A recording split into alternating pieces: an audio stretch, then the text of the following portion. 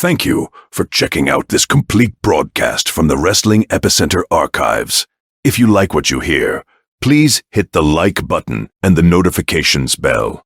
Also, consider subscribing. It really helps. And now, without any further ado, welcome to the show. Hello, everybody, and welcome to a special edition of the Interactive Interview on the interactiveinterview.com, as always, courtesy of ProWrestling.com. This is a special edition because it's our first giveaway of one of our 10 copies of Legends of Wrestling 3 Showdown for the PlayStation 2 console. Listeners in the United Kingdom are the only ones eligible to win this prize, so all UK listeners, when you hear this phrase, "It's Showdown!" contact James or Daniel via email at james@theinteractiveinterview.com or daniel@theinteractiveinterview.com, telling us exactly how far we are into the program when we mention this phrase. And you can do this by looking at the time clock on your player, depending what player you're using. Example, it could be 20 minutes and 30 seconds in, or it could be 25 minutes and 30 seconds in, or it could be 30 minutes in. Whenever we play that phrase, you let us know. When you do, you make yourself eligible to win a free copy of Legends of Wrestling 3 Showdown from our good friends at Acclaim and your friends at the Interactive Interview. Now, let's take it to the man that you all came to listen to, and the man you can play as in the new Legends of Wrestling game. Let's take it to El Matador, Tito Santana.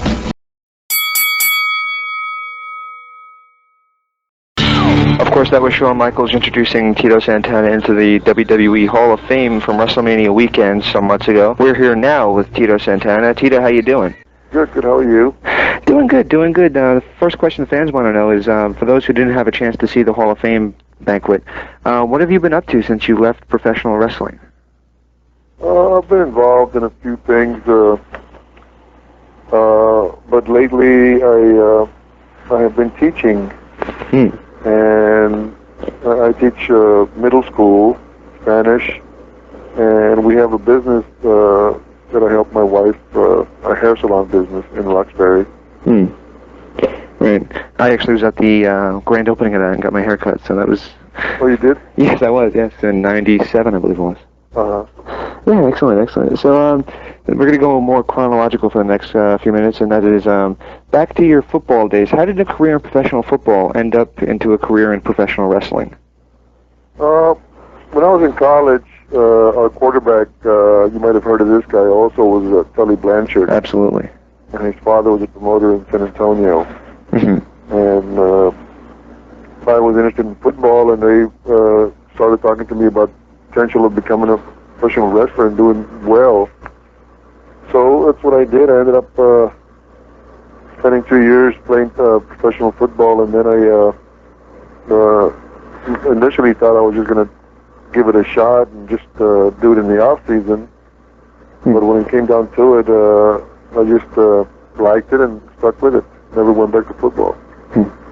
Someone I'm working with on a project unrelated to the show is Ricky the Dragon Steamboat, and the rumor that I read on the internet is that you used to go by his actual name, Richard Blood. Is there any truth behind that, and what's the story behind it? No, I did wrestle with Richard Blood for 2 years. What was the story behind that? I guess my name, the promoter Jim Barnett, who I wrestled for in Atlanta, had Ricky Steamboat, and I think he was wrestling under another name in Atlanta, and then he left and went to I think they changed his name to Ricky Steamboat, went to Charlotte, and then I came to Atlanta, and I guess Ricky Steamboat had become very popular in Charlotte, and Jim Barnett wanted to create his own star, which was me, and he flew to Charlotte to get permission from Steamboat to give me the right to use his real name, and Steamboat said it was okay, and I was pretty young in the business. I had only been wrestling maybe 2 months, so I was not ready to get the big push like Steamboat had gotten in Charlotte. And I never amounted to much as Richard Blood. One of the promoters you've always spoke very highly of was Vince Sr. What was different about Vince Sr. than all other promoters?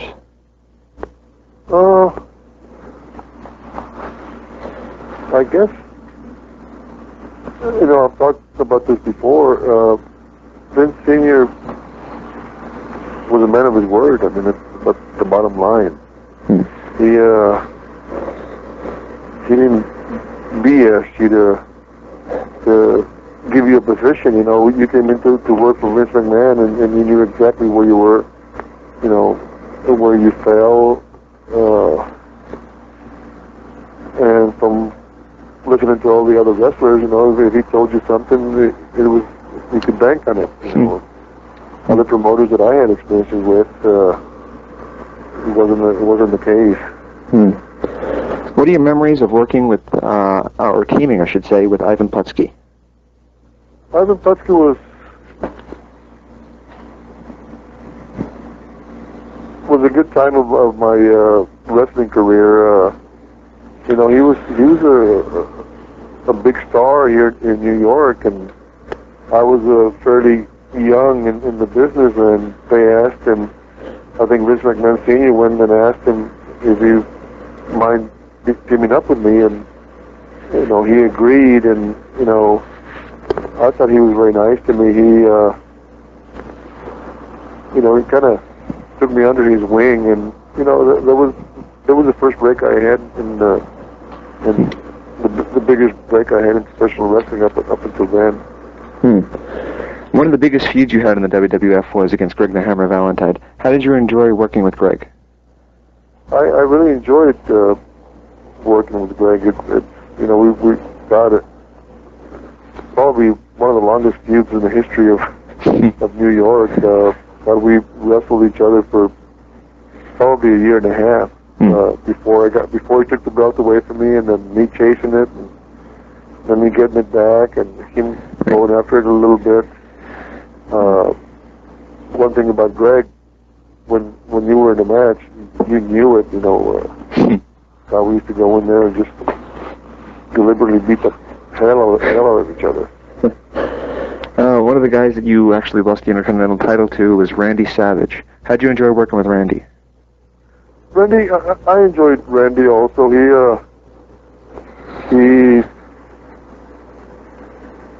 was different type of wrestler than Greg Valentine. Valentine, he'd come out, and you'd be, like you'd been in a real war, and Randy, was a little bit lighter. He had a completely different style than, I think it was one of the things that I could do, is I could adjust to different people's styles, and I did. I enjoyed both of them. How do you enjoy being Strikeforce with Rick Martel? There was another high point of my wrestling career. They came and asked me if I wanted to be a partner of Rick Martel after his his other partner had disappeared, and right. It was a good time in my career. I had done mostly singles wrestling, which I enjoyed. But to go back to wrestling as a tag team having a tag team partner was a good experience.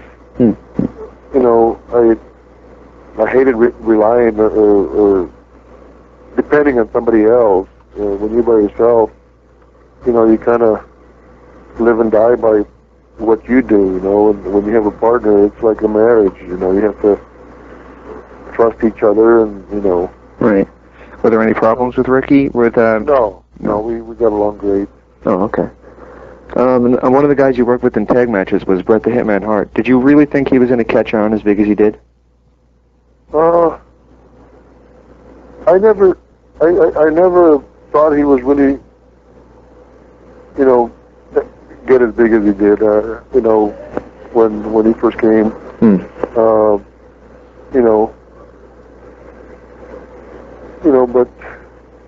but he did. I mean, there's different ways why we all got breaks, and then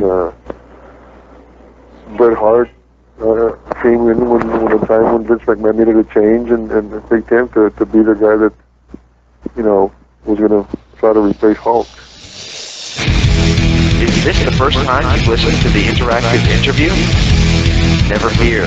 All of our shows are archived and available to download today for free by clicking over to theinteractiveinterview.com.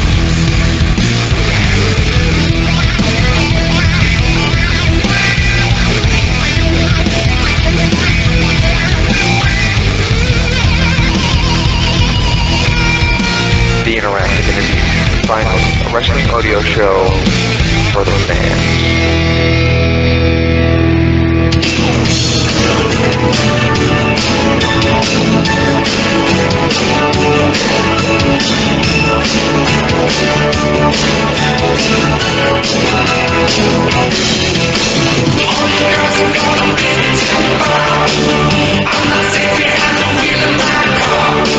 You know too well you have a serious effect on me. You're the pilot fantasy.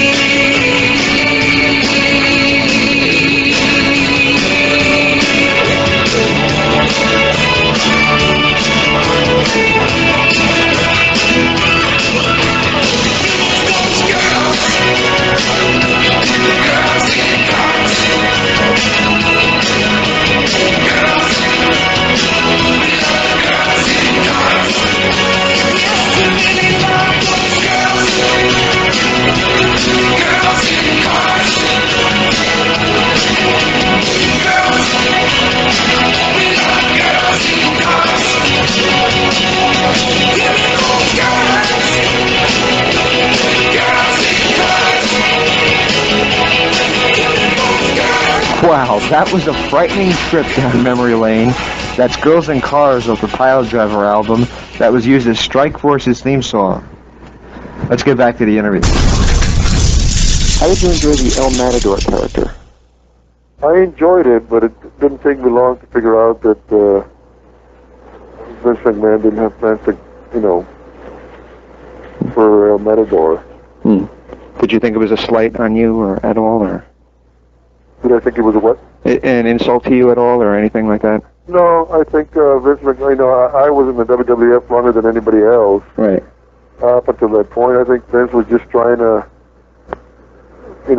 pacify me for a little bit longer. Right. To keep me, in the territory. I made decent money as a Matador, but, I don't think he ever intended for it to go, very far. He pushed it for a little while, and then he just stopped. And the reason I found out that he wasn't going to go far is there wasn't much merchandising planned for El Matador. Right. And the doll. Right. I actually have that. Right there. When I found that out, I knew that if he had plans, there'd be a lot of merchandising on you. Right. So why did you end up leaving the WWF at that point? I wasn't happy. I was spending a lot of time on the road, pretty much, breaking even, and, I had experienced success, and, it was a very hard life just to go up and down and pretty much break even. Right. I had 3 kids at home. I had been married, and I had just gotten tired of being on the road on my kids' birthdays and my wife's birthdays and special, days in my family. I just decided I just had enough, and I wasn't happy. And luckily, I had a wife that stood behind me and supported me. Right. Well, I guess I'll ask this question now since you just mentioned it. At the WWE Hall of Fame ceremony this year, Shawn Michaels, the guy you work with at WrestleMania, gave you a really riveting introduction. What are your thoughts of Shawn? I think Shawn has come a long way as a person. He came in as a wild kid where, he could care less what anybody else thought about him, and right.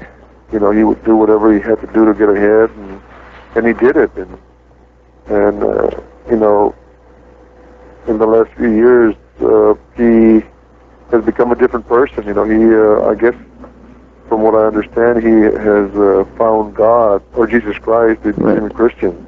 Right. And he's made a complete turnaround. And, you know, it was very touching. I never expected Sean to say what he was going to say. I mean, him and I didn't discuss what he was going to talk about, and, you know, to hear what he had to say kind of made me feel good, because, you know, I never knew that other wrestlers, you know, thought in me, you know, in that way. Of course, in 1993 or 1994, you won the ECW World Title. How come you never really defended that belt, and what was the departure about? I went. We had a tournament. I won the title. Right. The guy that was running the show was Paulie Dangerously. Right. I guess he had just taken over. Mm-hmm. And you know, I've never been a fan of his, and he probably has never been a fan of mine. And I never, you know, once I met him that first night, I knew that I didn't want to work for him again, and he probably didn't have any intentions. I think he took over from the guy that was running it. He took more control, and I don't think he was a fan of mine, so I don't think he intended to bring me back. But I think the feeling was mutual. You know, I just, it was a one-time thing for me. I never intended to work, in working for him. Another place I saw you work was the AWF. How integral were you in that company? Were you an owner or in charge, or what was going on with that? Well, we were partly owners. Me and Sergeant Slaughter had the same percentage of the company, and Sarge and I, you know, we booked the shows, we booked the talent, we pretty much ran the whole show. You know, it was kind of sad to see it run out of money the way it did, because I think we had a pretty good thing there. You know, if we would have had enough money, I think we would have made it go. We would have better time slots. Do you think the round concept would have worked? The round concept? No, I think we would have had to get away from it eventually. No, I don't think it would have. I don't think it would have worked. I think it had its good points. I think it would have been a good match mixed in with like the regular wrestling. But I think it was something different, and you know, people talked about it a little bit, and you know, maybe watched it once or twice because of that reason. But I think eventually we would have had to, you know, go back to the American wrestling. I mean, you know, I played Canadian football, and Americans want to watch American football. They don't want to watch Canadian football. You know, I felt the same thing went for wrestling. They didn't want to watch European wrestling. They wanted to watch American wrestling. Exactly. In 2000, you made one appearance for World Championship Wrestling during the Legends Night. I know I saw another interview that you had done, and you pretty much said that the company was out of control. Would you say that's still the case, or that was the case? Which World Championship Wrestling. WCW? Yes. Which does not exist anymore, the one that you were talking about? Yes. So what was the question again? You made one appearance for them in, I think it was late 99 or early 2000, and you wrestled Jeff Jarrett. The question was, I guess in the other interview you seemed to think that they were pretty much doomed for failure at that point anyway. Would you concur with that statement, though? Yeah. I mean, they didn't have a leader. You know, they didn't have one person that, like Vince McMahon, you know, they had a bunch of chiefs, and nobody wanted to be Indian, you know, and it's pretty hard to eventually, you know, it was doomed. I mean, you know, somebody had to think about other people, and everybody was thinking about themselves, you know. Right. You wrestled a match in November of 2003. Would you consider yourself retired, or are you still willing to get back in the ring every now and again? I probably wrestle a couple times a month. I still wrestle. I really enjoy getting in the ring. You know, it's a good feeling, and you know, people still respond good to me, and you know, gives me a reason to stay in shape, and you know, I keep working up because I don't want to look sloppy in the ring when I step into the ring. Right. I want, you know, when people see me, they always comment and you know about how I look, and you know that's important to me. I don't guess I consider myself retired. I would never consider going back, for example, to wrestle for Vince McMahon and be on the road full time. I just couldn't do that, and you know I wouldn't want to be away. You know, I retired to be home. Right. But it's kind of nice to get away and you know go do it a couple of days a month. Well, you just mentioned Vince McMahon, so I'll ask you about this again. How was it to see everybody at the Hall of Fame banquet at the WrestleMania? It was great. I didn't think I was going to feel the way I did. It was very touching. I was surprised how the young wrestlers showed respect and showed appreciation of us being the ones that paved the road for them, and you know, wrestling is what it is today because of us, you know, and they let us know. I don't know, Vince McMahon, you know, drilled that into them, but every one of them kept saying the same thing. And you know, just to see, you know, even Vince McMahon and his family was you know a nice feeling, and to see, you know, Arnold Skull, and then to see some of the young guys. I saw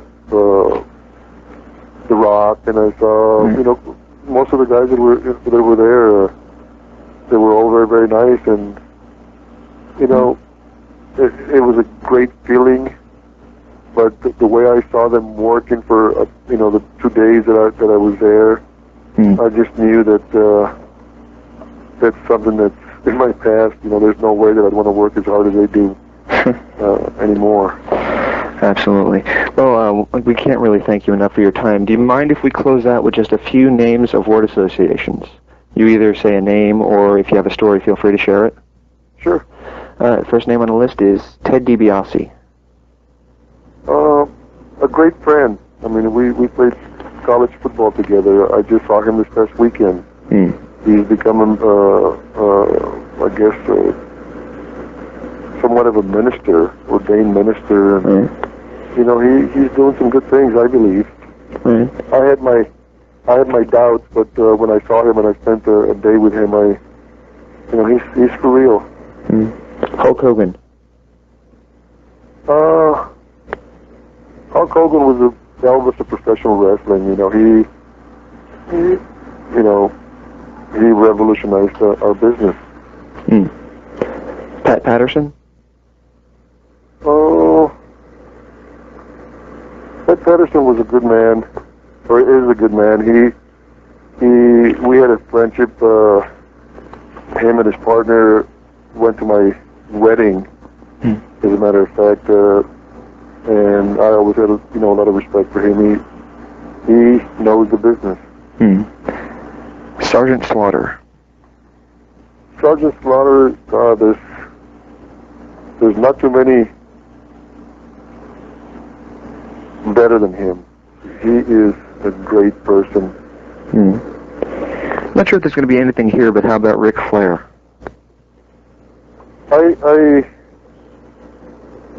Ric Flair is Ric Flair. You know, I don't think he's in the same level as Hulk Hogan, but he's not far. Right. As far as name recognition, but I think the difference between Ric Flair and mine, I was able to come home and set, you know, I stopped being Tito Santana at home. Right. You know, I was Merced Feliz, and Ric Flair never was able to separate the two of them. Do you think it's time for him to hang it up?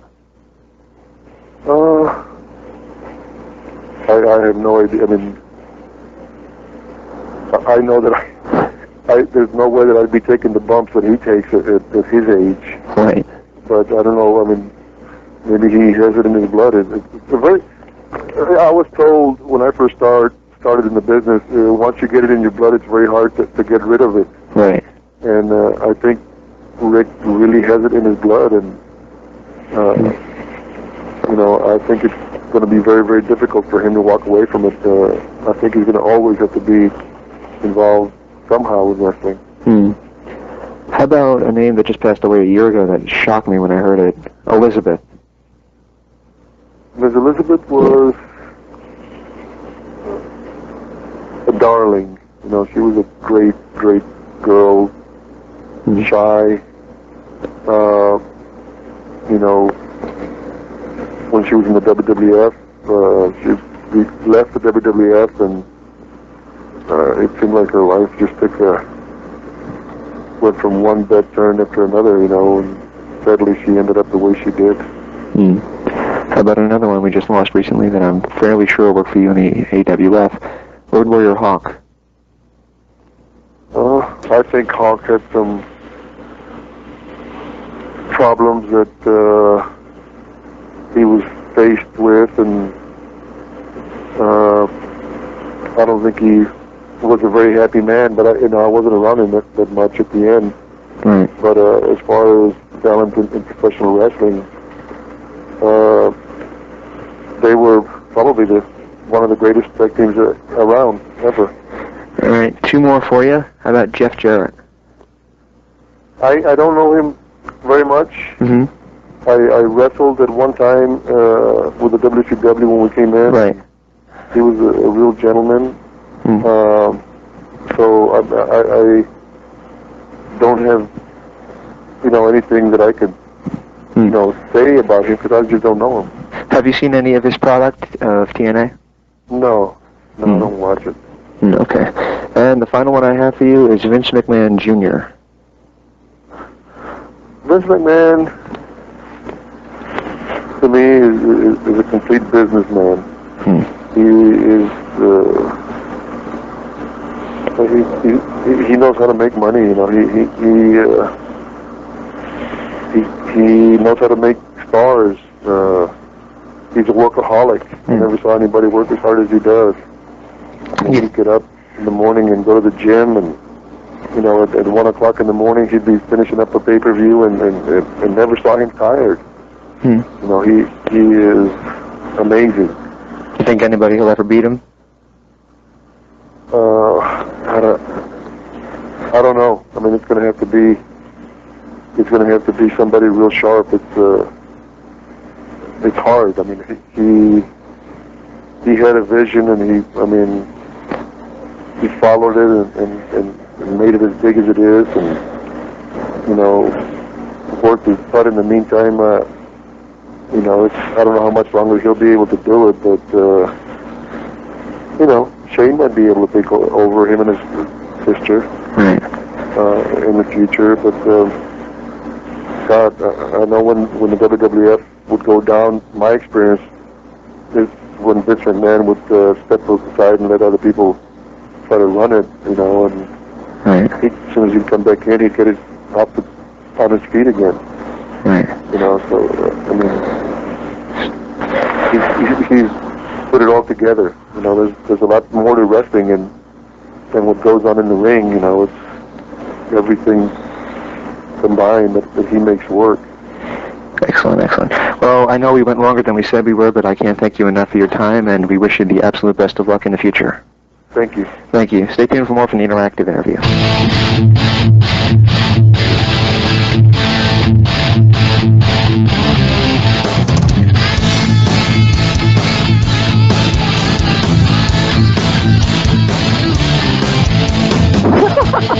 Hey, that's the mouth of the South, Jimmy Hart, the world's greatest wrestling manager, if I do say so myself. And you're listening to the Interactive Interview. It's #1, baby. Welcome back to the Interactive Interview. We just wrapped up with Tito Santana, which I flew solo upon. You did indeed. Checking it out and checking it in with Tito, due to my unfortunate absence from this interview, but You were sorely missed. I know, you know. What can I say? I'm a miserable kind of person. But yeah, checking out the interview, you did an absolutely brilliant job on your own, James. Thank well, you. And of course, Tito was supposed to give us 15 minutes, and I do believe he gave us closer to 30. Closer to 30, yes he did. So, And of course I had to throw in there, and I hope people get the irony of this? In between, of course I had to throw in a little commercial break. Yeah. When I came back from the commercial, I played something that was a frightening blast from the past. It was It was a few clips of Tito Santana's theme song with Rick Martel. It's off the Pile Driver album, and it's called "Girls in Cars." It's enough to make you go crying in the closet. It's frightening to me. Because, you know, the interview itself was great. Tito, a legend of wrestling, officially. Yes. Because he's in the Legends of Wrestling game. Yes, he is, and we're going to be giving some lucky fan the opportunity to win a copy of that game right after this recap segment. Exactly, it's coming up next. Speaking of that, though, for our phrase that pays on this show, of course, there's that still to be decided. So send in your emails to one of us, either James or Daniel. And you've not heard it yet? James at theinteractive.com or Daniel at etc. Or both, you know, send it to both of us, who cares? Have a laugh. Yes. Send in the phrase that pays. And Time. a couple of funny things I would like to point out about the Tito interview. Yeah, just explain the phrase that pays one more time, Chris James. Well, when you hear our good friend Jeff Keith from Tesla say, "It's a showdown," sing the song, that was not the phrase that pays.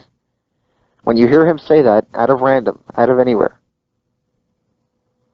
you know, you just heard the phrase that pays.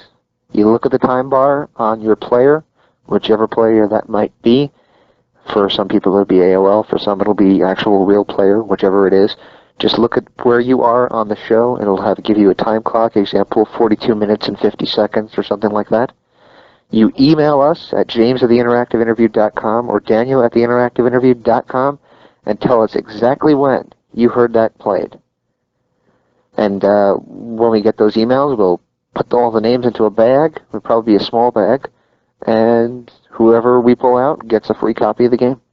Exactly. And don't forget, only people in Europe, and hopefully just the United Kingdom, please, apply, because it's a PAL game.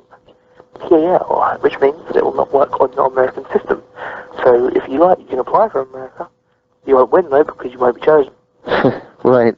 Well, it's really unfortunate, though, because I got a couple emails from people from America who obviously didn't hear me say multiple times.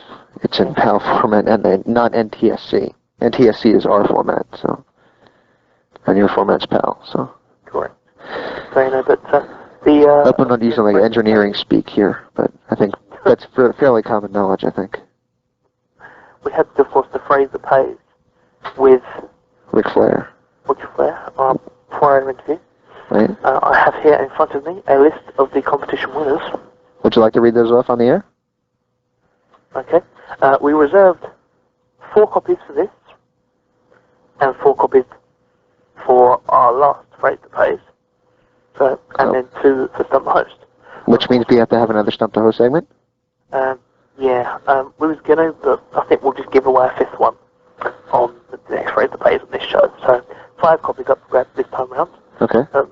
Only 4 last time, because one of the winners also won a PlayStation 2. Ooh. So, for the first time, people are about to find out whether they won PlayStation 2 or not. So, here are the winners. And if you sent in an application, make sure you turn the volume up and get up close to your computer screen or your speakers. Yeah, speakers probably best, I'd imagine. Unless you're, well, I would hope your speakers and your computer screen would be relatively close to one another. Yeah, hopefully. Because if you're out of earshot and you're by your speakers, you better turn that sucker up. Winner number 1. Okay. Jonathan Miles from London. Jonathan Miles from London. Winner number 2. Mike Kerr from Barbican. Mike Kerr from Barbican? Barbican. Barbican. London. So Okay. Be more specific with this one. All right. That's like that. Barbican. Winner number 3. Martin Berry from Kent. Martin Berry from Kent. And winner number 4. Mark Hill from my seaside hometown sometimes of, well, close to there. It's Gosport, which is kind of near Portsmouth. I forget his name. What's his name? Mark Mark Hill. Mark Hill! And Mark is also the lucky winner of a new brand spanking PlayStation 2 console. Wow. So congratulations to Mark. If you guys could all email in to me, that would be a great help. I've got all your addresses, but I of course want confirmation that you know you've won your prize. Congratulations to you guys. The other guys who emailed in and weren't so successful this time, feel free to have another pop with our phrase that plays in this interview. Right, and you'll get both Daniel and I to say your name on the air. And I'll try to name the place that you're from, even though I don't know what the hell I'm talking about. Okay. But of course, well done to all those chaps. Well done to Mike, Mark and Jonathan. Mm-hmm. Congratulations. Those will go out to you within the next couple of weeks. Right. Depending on when I can go to pop to the post office, really, you know. Right. Yeah, I don't think it'll be too soon, but yeah, you'll get it eventually, put it that way. Anyway, congratulations to those, and if your name was not read out, then get emailing in. Keep emailing. You can win a copy. You can't win another copy because you didn't win one yet. Anyway, you know what I mean. Yeah, unfortunately. Did I mention to you that I feel about 100 years old? Why do you feel about 100 years old? Because... Is it going somewhere? Well, actually, no, it's not actually going anywhere. Well, first of all, somebody that I know could not believe that I'm not 30. Interesting. Because I'm 22, and for some reason they thought I was 30. Interesting. Another reason... Good question. I guess I just look 30. I don't know. They just said 30. That's all right, well, and the other reason is I was watching Raw, and Kamala came on the screen, and virtually no one knew who the hell he was. There was like no pop, and none of the bimbos even knew who the hell he was. It makes me feel like I'm the... Last week. What? This, of course, being last week. Last By week. the time this goes up. It'll probably be Tuesday or Monday night or so. Yeah, it'd be probably Monday night, so Raw this week will probably have happened by now.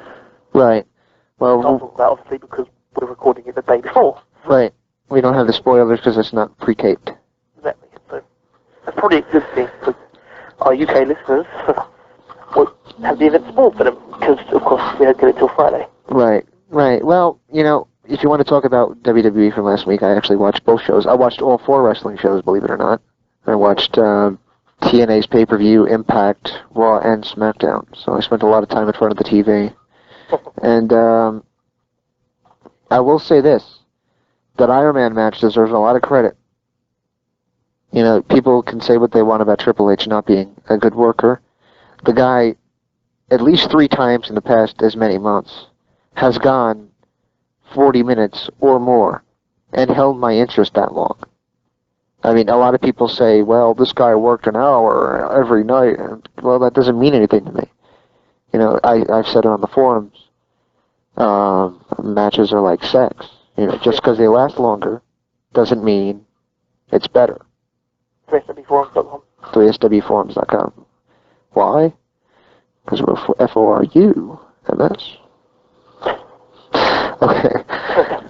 Yes, well, what was I saying about the, the Triple H is still a great worker, and you got to give him credit. He jobbed to Benoit 3 times now,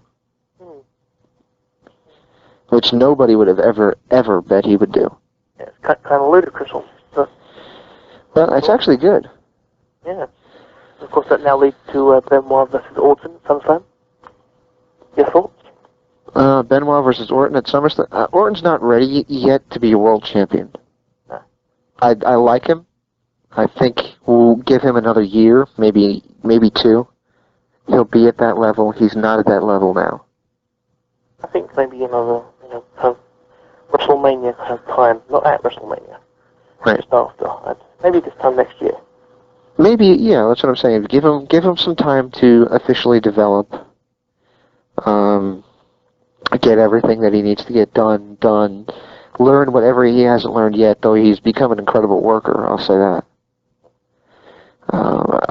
There's just a couple of things he needs to work on, just to become more confident and comfortable out there. But, he seems to have most of that down now. He's only going to get better. So, you know, I see big things in his future. I just don't think the future is now. The future is bright. The future is bright, but I still think it's a good year away. Yeah. Of course, the future is about a year away, yeah. Yeah. But again, the future could be tomorrow. Well, the future can be 10 seconds from now. It could be. 10 seconds from now? Could be a showdown. It's the future. Okay. It's the future again. What song is that? No, I'm just saying, it's the future again. Oh, okay. The future again, by the way. Ah. Okay. And again. All right. Well, you know, like I said, the Iron Man match was incredible. Did you see it? Yes, I did. What'd you think? I didn't actually see the finish, though. I managed to watch about, I'd say, 40 minutes of it, because I was told that it was going to be the first living match on the card. So, Right. Who told you that? Jim Ross last week, actually. Uh-huh. Make sure to tune in at the top of the show, chaps, because La-Di-Da and Charlie-Do are going to be blah. Sorry, that's my worst impression of Jim Ross ever. I'm not even going to bother trying. So, yeah, he said that it was going to be the first match on the show, which obviously would have made no sense anyway. And it wasn't. So I tuned in to start off with on the Raw repeat, which was about 3 in the morning. Right. Realised it wasn't on. Got about as far as maybe half an hour into it, and fell asleep at about 4:30. Right. So I can't really be blamed too much for falling asleep at 4:30. Right. Well, I also want to put over... Except by you, who was, you know, at that point, you'd be just getting up. Well, I'd still be... I'd be considering going to bed within the next couple hours at that point. Exactly. Usually I am in... Especially this week, I've been trying to get to bed by midnight, but that's not going to last long. No, it's not nothing wrong for me, 'cause it's now half midnight. Right, and SmackDown is a wreck.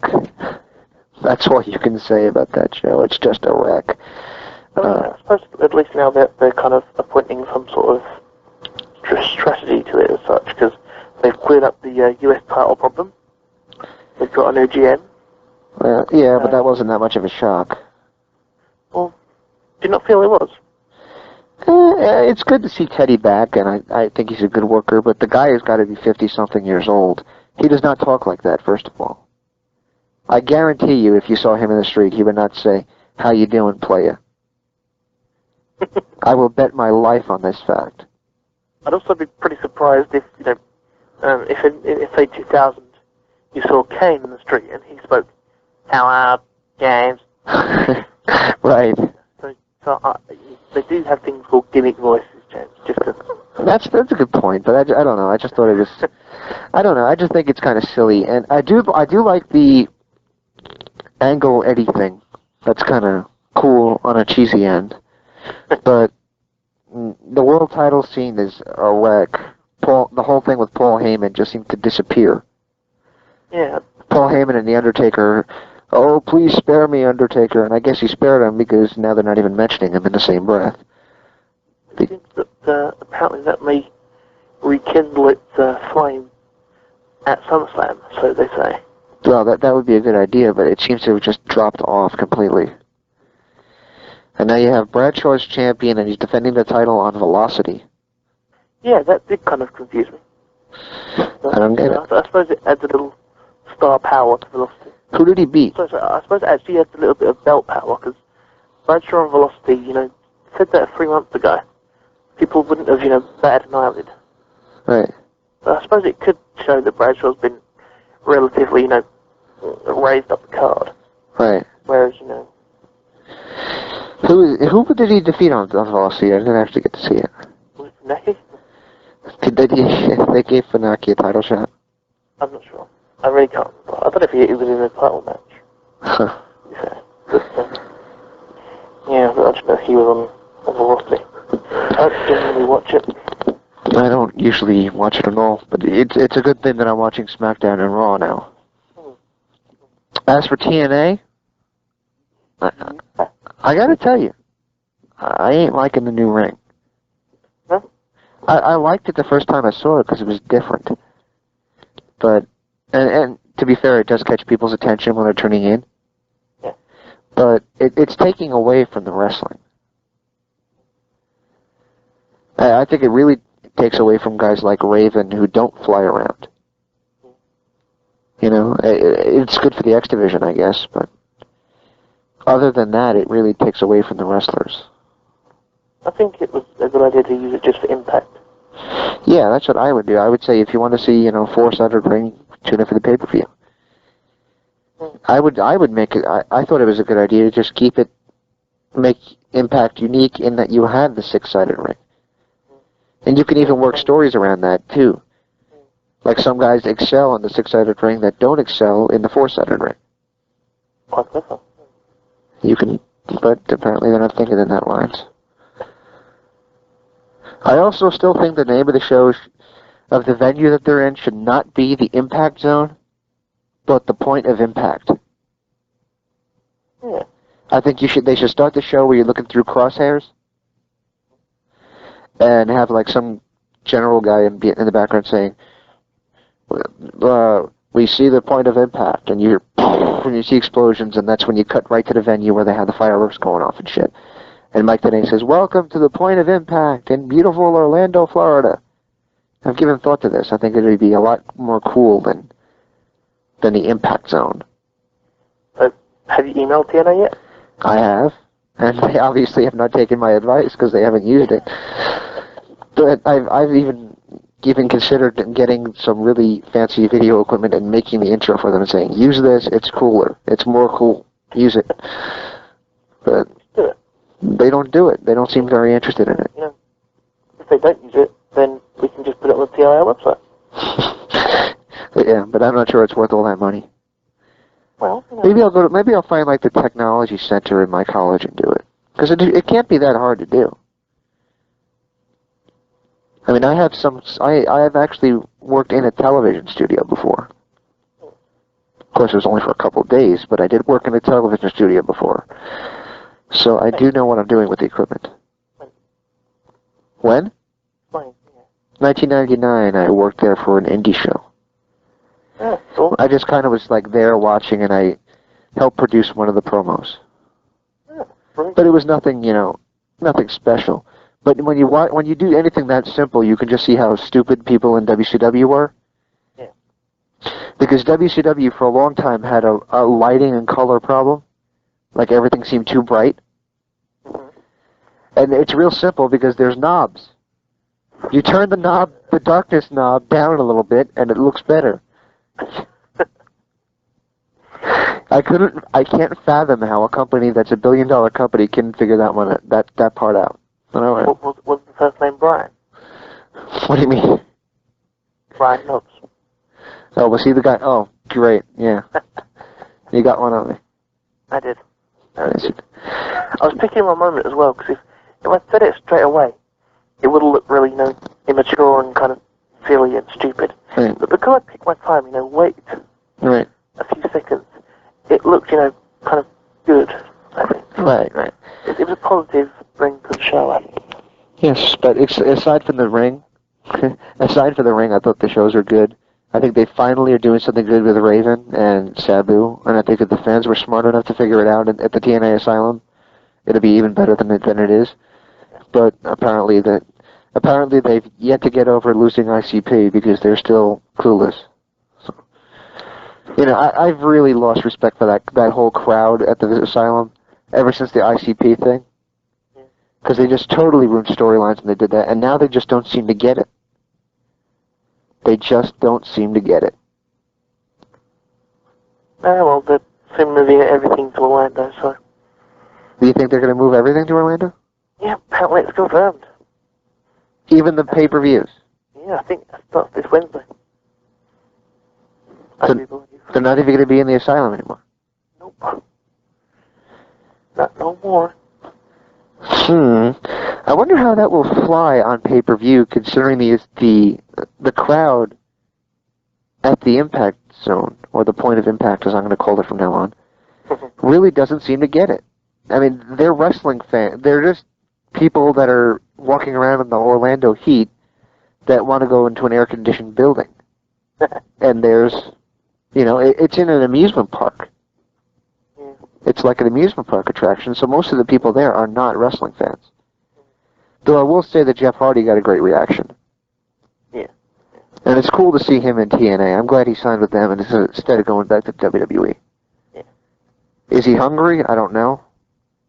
But from what I've seen, he looks... Then, you know, there's some real good deals on steaks in the UK now. Right. I made the mistake once of buying... Yeah? James, Yes. it's the future.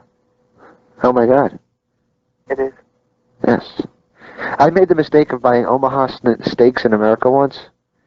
And for the next 7 years until I moved, they were sending me brochures for new steaks. They were like, you bought our steaks once? And I'm like, yeah, they were great, but I don't have the money to pay $300 for a box of a friggin' cooler full of steaks. Isn't Oklahoma a type of poker? Oklahoma? Oklahoma. Oklahoma. Oklahoma's where good old JR's from. That is correct. They have a team called the Raiders, don't they? That's Oakland, the Raiders. Oh, well, that's so close. I was trying to show off my knowledge of American sport. It's Oakland Raiders. Oakland doesn't. Oklahoma really doesn't have much of a pro team. They do have the Boomer Sooners. Oh, yes, of course. How come it then? Which is a college team. Yeah, I love. WCW made a joke out of them because they had Steve Williams out with Oklahoma, and they'd always say Boomer Sooners. I find it funny though that because JR did an interview the other day, and he actually used Oklahoma's theme song. Because I thought that was funny as hell. But I don't think anybody else got it. But that's the problem with people. I don't think they get it that much. They probably got such short, narrow minds they've actually forgotten by now. So. Well, if they forgot Kamala, they're going to forget that. Yeah. How could you forget Kamala? He's a big fat guy that smacks his belly and makes these incredible noises. How could you forget them?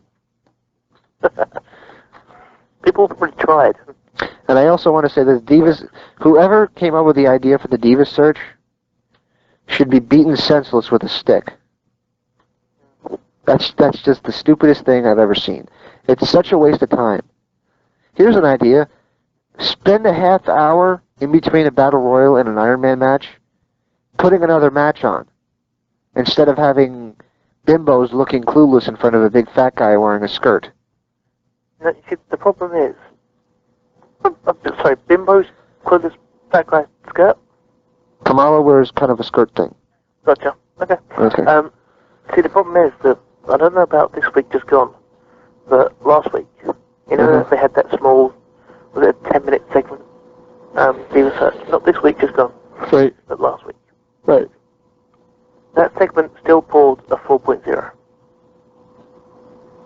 That's utterly amazing. How'd the Iron Man match do? I said this week just gone, but... Okay, No. let me clarify. Not the Iron Man match week, Okay. The one before that. the one before. Where they were giggling like friggin' idiots and Chris Jericho became a spokesperson. Exactly. Okay. And And one of them made a stupid ass remark about Eugene that wasn't scripted, and she said it to of all people, his uncle Eric Bischoff. explain. She made some kind of a stupid remark about Eugene that wasn't scripted, and they no-sold it. It's like don't be creative, just do what you're told, you know. And the one thing they couldn't do right was Chris Jericho says, "Follow me," and they all walk in front of him. Christ, do something right. It's like a game of like Simon Says. It's like follow me. I didn't say Simon Says. You're out. I didn't say Y2J says. What you take says. That would actually be relatively funny as well. The game of Y2J says. Well, considering what they have been doing lately, I wouldn't be surprised if you see that this week. He's kind of the bit part guy that gets stuck anywhere at the moment, isn't he? Yeah, I love Jericho, but unfortunately, I don't know if they have plans to put him in the main event anytime soon. They should. He's got the fan support. But apparently, they think he's just a really good over character, kind of like Jim Duggan was one day. Yeah. Sort of fan sport, eh? Yeah. Right. So, is that for, giant air pushing? Right. Now, if we can get Jericho to scream ho. You don't get what I mean.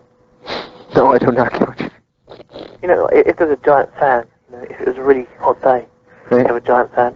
Right? He's got giant fan support, so there's lots of air being pushed against him. Oh, okay. Now you get it, yeah. Yeah, I do. But I really would like to see... That would have been good. It would have been a good usage of our airtime. Airtime. Airtime, You're actually better than... That's actually a better joke than Mexican Ramps. No, it's not. Yeah, it is. No, it's Yeah, it's a shame you weren't on the Tito interview. I really was hoping you would tell him that joke. It's probably a good thing I wasn't there. Hey, Tito, yeah. Hey, welcome to the show. I've got this great joke. You're going to love it. Yes. Tito's, and I want to put this over, Tito's one of those guys where he sounds a little agitated because he has that voice of his. But he is the nicest person you'll ever want to meet. I've met him a couple times. He is just a really nice, gentle man.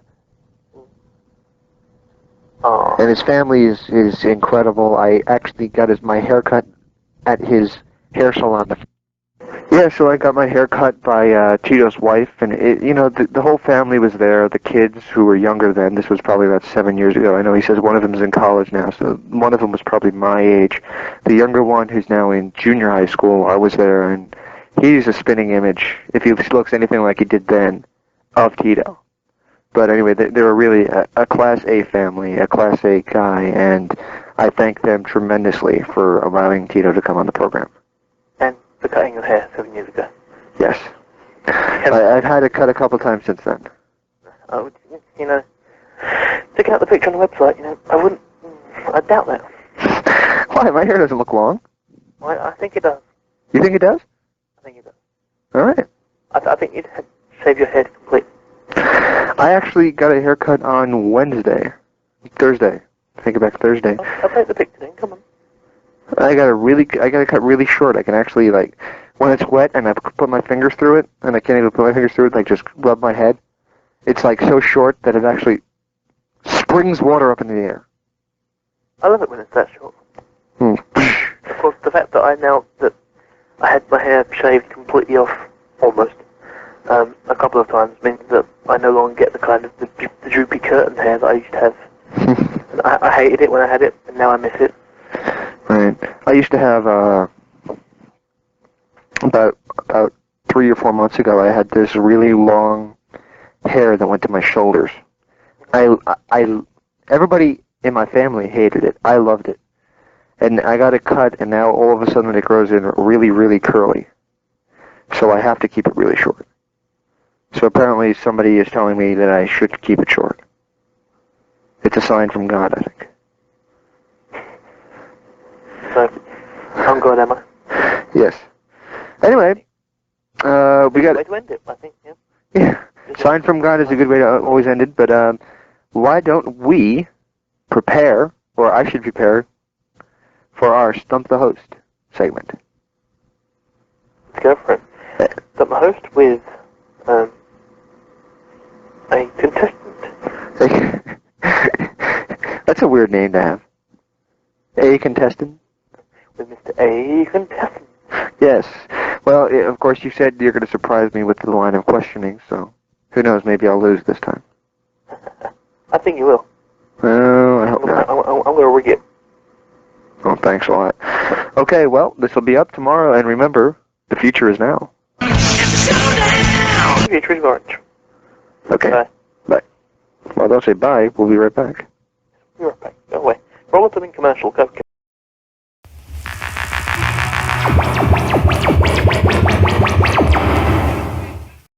Yo, maniacs, this is Hulk Hogan, the greatest of all time, and you're listening to The Blaze, 1260 AM. So what you gonna do when Hulk Hogan in Blaze-a-mania runs wild on you?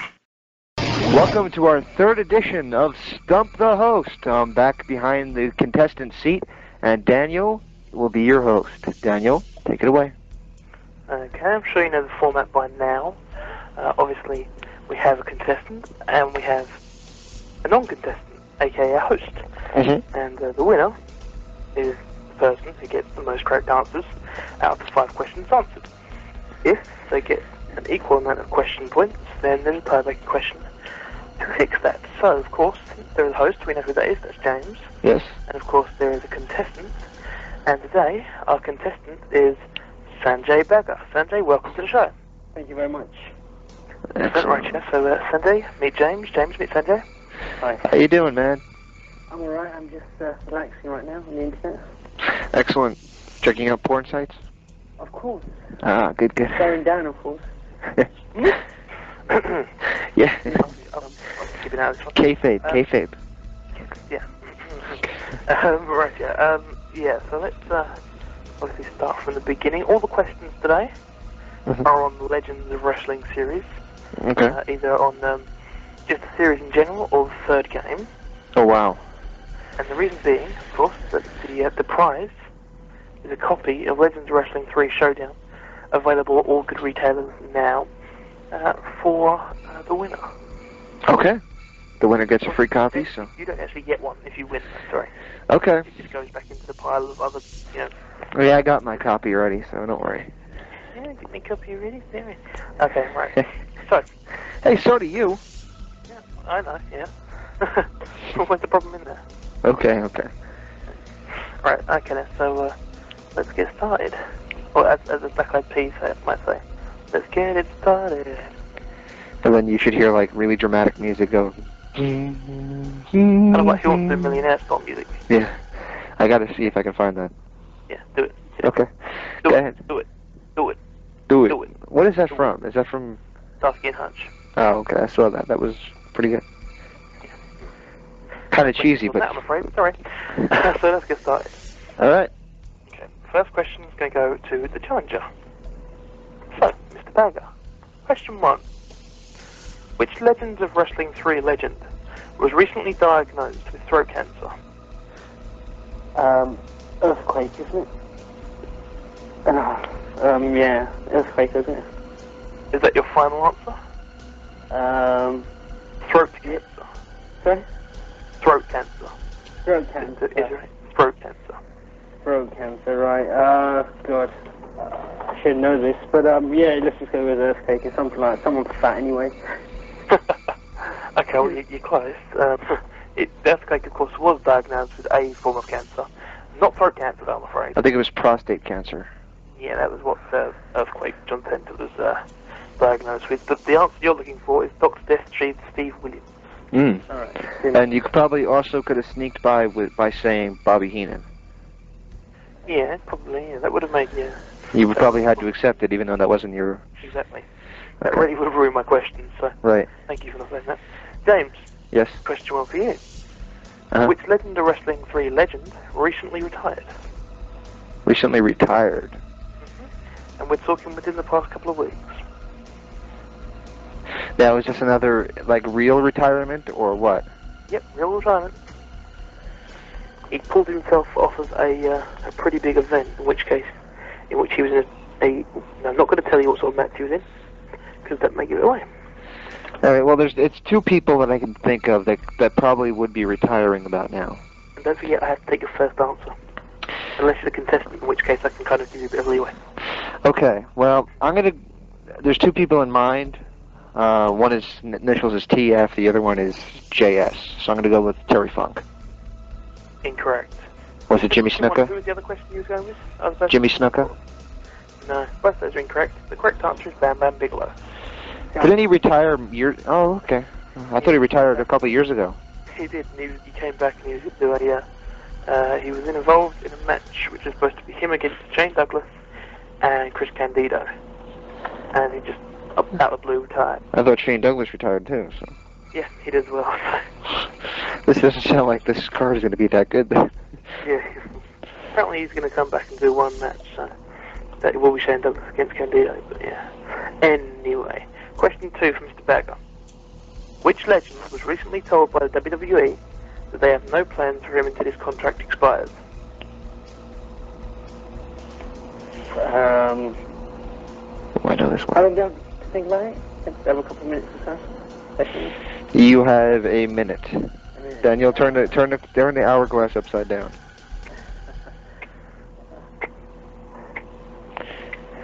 Was it Scott Steiner? That is correct. Oh no, I'm losing already. Yep. 1-0 to Mr. Dagger. 2 for James. Okay. Which legend reportedly faxed Vince McMahon this week asking him to rejoin the company?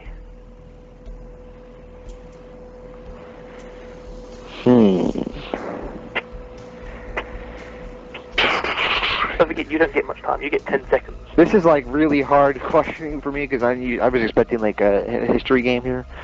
No, sorry. Okay, I'll try to take a guess and reportedly. So based on the fact that you said reportedly, and that doesn't mean that it's actually true, I will say Bret Hart. Uh-oh. Roddy Piper. Really? Yep. Apparently faxed through a list just saying, apologising for his comments on that special, was it UBO special or whatever it was, and saying, giving some ideas to Vince for his return. So that's Piper, Flair, and even Hogan. You know, I love Hogan to death, but come on. You know, let somebody else have a chance. Question 3 for Mr. Dagger. Which Legends of Wrestling 3 legend was featured in a segment with Randy Orton on Raw earlier this year?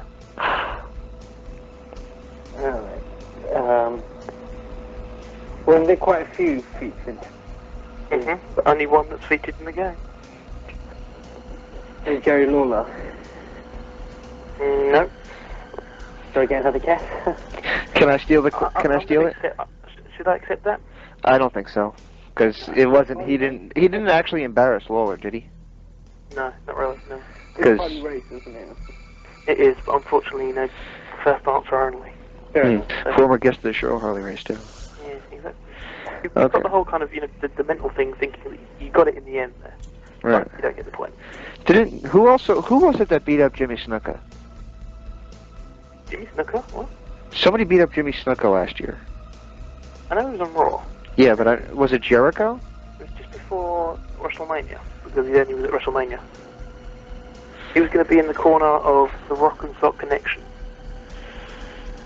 Any idea who beat him up? Was it Randy Orton? Could have been. Could have been. Because that's who I was going to answer. So, all right. Okay. Obviously, my questioning is now falling apart. But James. Yes. Name all 5 wrestlers that are on the front cover of the Legend of Free Wrestling game. Okay. There's Hulk Hogan. He's got the big one in the corner. That's correct. The Ultimate Warrior. Correct. Sting. Correct. Let's see. Ultimate Now Warrior. going and finding your copy of the game. Randy Savage. Correct. And Andre the Giant. Correct. Okay. Okay, and you're lucky because... Actually, I'm not even looking at the cover. I'm just going off memory. So. Check the Snake Roberts in the corner, but I don't really count one because it looks nothing like him whatsoever. I didn't even know that was him. Yeah, it is. That's why I didn't even put it on there, because it's supposed to be him, but it looks absolutely nothing like him. He looks like him in the game, just not in that picture. On the cover, it just looks terrible. Yeah, they should have had him with a snake or something, holding up a snake. That's 3 questions gone, 1 point each. Mr. Dags, number 4. Name 2 of the 4 legends in this game who were inducted into the Hall of Fame at WrestleMania XX. Oh, I know this one too. I know the name. Bobby Heenan? Correct. And I can name another, yeah? Yes.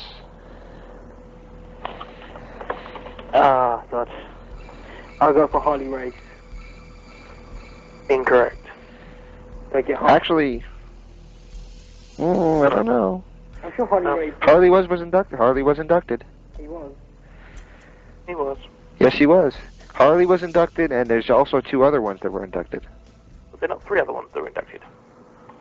Huh? This interview, Tito Santana, Right. Big John Studd, Right. And Greg the Hammer Valentine. and Greg Tanner Valentine. Right. Yep. Okay, that is correct, actually. Yeah. So- My questioning clearly, you're seeing the holes in the questioning now, because that is correct, and so you get a point.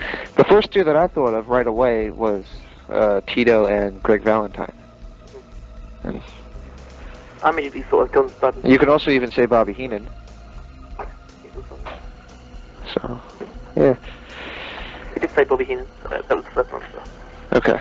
He did say Bobby? Oh, okay. He did, yeah. Alright. James, your fourth question. Yeah, I'm down Which 2-1. legend now works on death row? On death row? He works on death row, or he is on death row? He works on death row. The hell would that be? On death row? Yep. Are you talking like a rap label, or like the actual physically death row?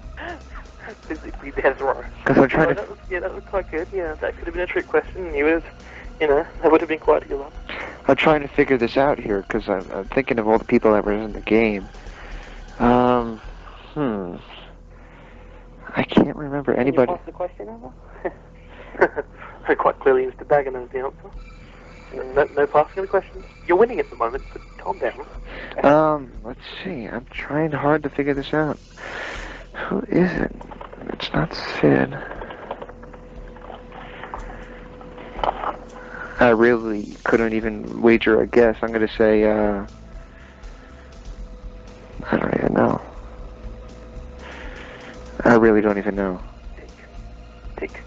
Choose a random legend. He's big and fat. King Kong Bundy?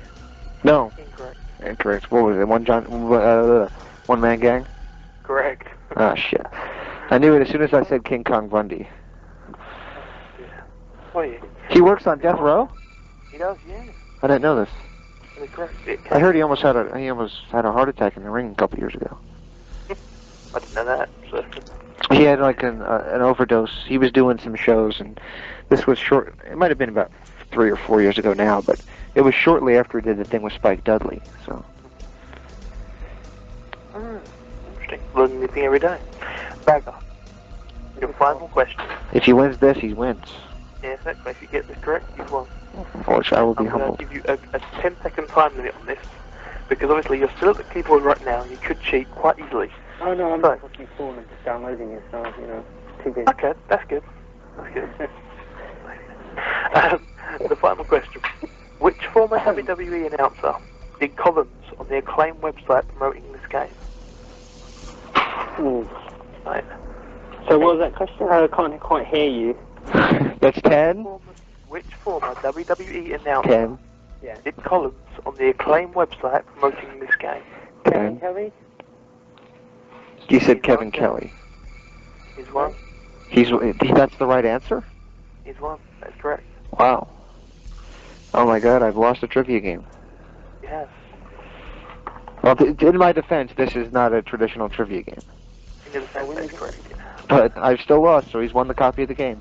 Yeah. Although, James, should we see if you would have got the... We'll do your final question, just, Double or nothing? No. Just go. Double. You don't wait too long. Right. Your fifth and final question would have been one that you probably should get. Okay. Name 6 of the 8 legends on the game, Legend Wrestling 3, that we've had on CAI. Harley Race, Jimmy Hart, Quite an obvious one. Tito Santana, Yes. Randy Savage, Correct. Jake the Snake, Yeah. Larry Zbyszko does color, so I'm going to count him. Okay, then that's 9. Then if we're going to count him. Bruno Sammartino,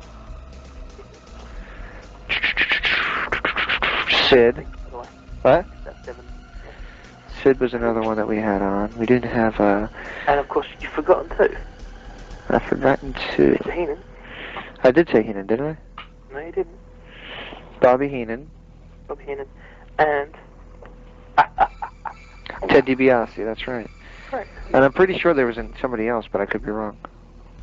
I checked through the list twice, so I'm hoping... That you're right on that completely. I'm right.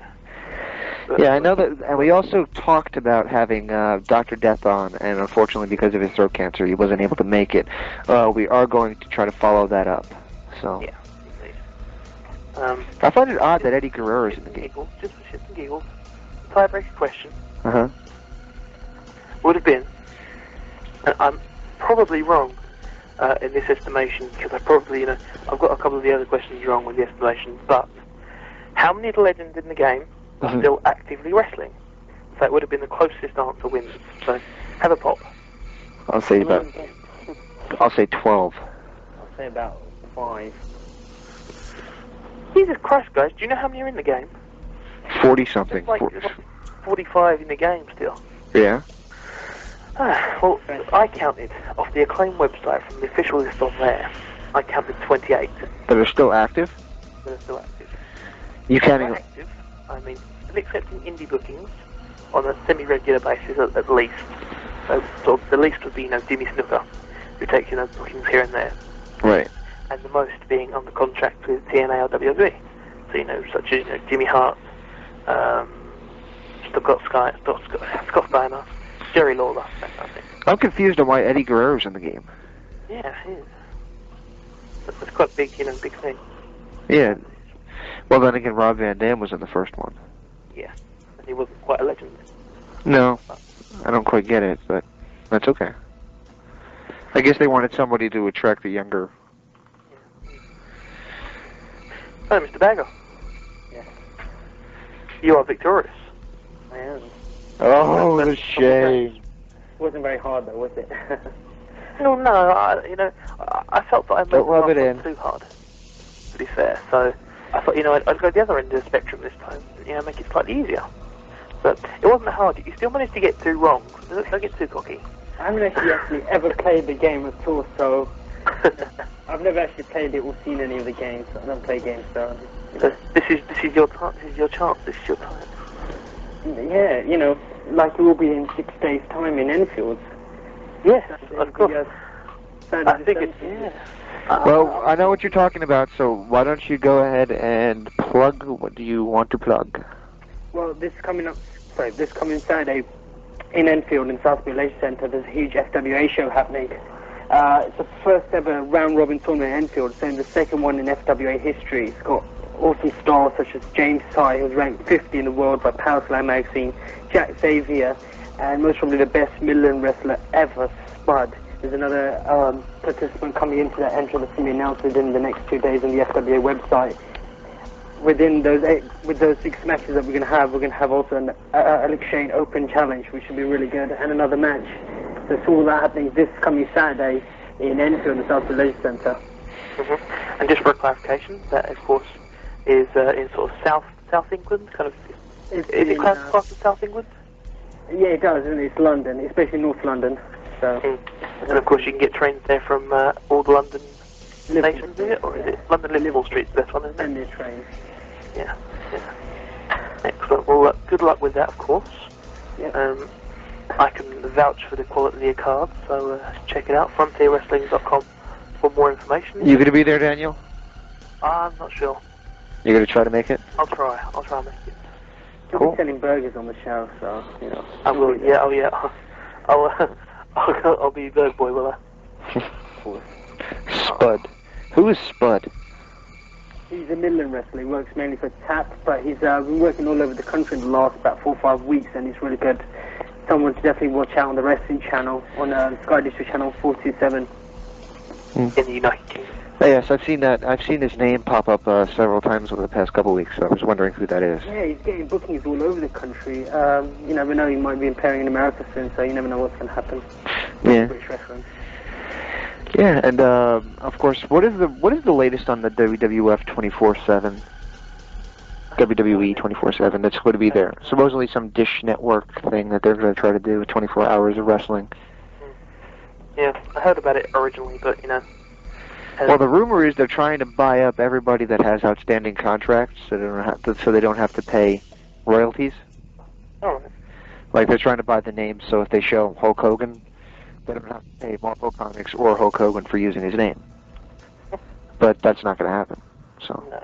they're not going to. Hogan will not sell that name, and Marvel Comics has made too much money off of it, based on something that wasn't even that close to the Incredible Hulk character to begin with. But, oh well. All right, well, thank you very much for being on the show. And thanks for beating me and gloating about it afterwards. My pleasure. It's your pleasure, actually, I guess. Fucking little git. Anyway. Well, Daniel, don't forget, that means you play the next game. It does, actually, yeah. Looking forward to that, since I got absolutely kicked in my first go. You only lost by one. Completely, terrible. But I would like to point out that I got my question right, and I also got the what the hell was it? The tiebreaker right. So you were closest. yes, I was closest. I was 16 off. So if you'd have, thought about question 4 slightly harder, then you would have won. I didn't know he was a prison guard. It's about. Sorry, James. You lose. Right, so let's get rolling into a song. Yeah, and I'm going to play something for people out there who thought Metallica's new album was actually good. Boys, this is how you do metal in 2004. This is a new one off Wasp album called The Neon God. This is a song called Asylum No. 9. So check it out.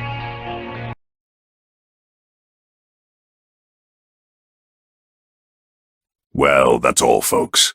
You have made it to the end of another video here on the Wrestling Epicenter channel. If you liked what you heard, please click the like button and leave a comment telling us what you think. And consider subscribing. It helps us more than you know. Thank you.